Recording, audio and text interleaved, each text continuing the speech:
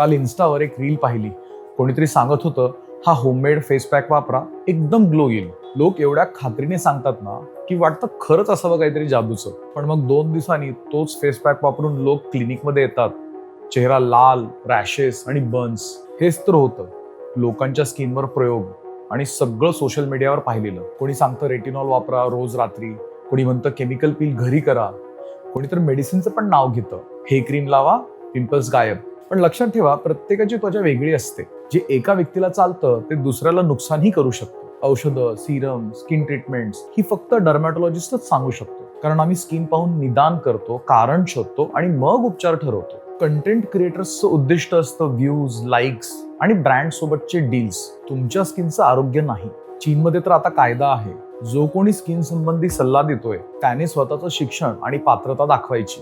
भारताला पण झोपेतून उठायची वेळ आली आहे.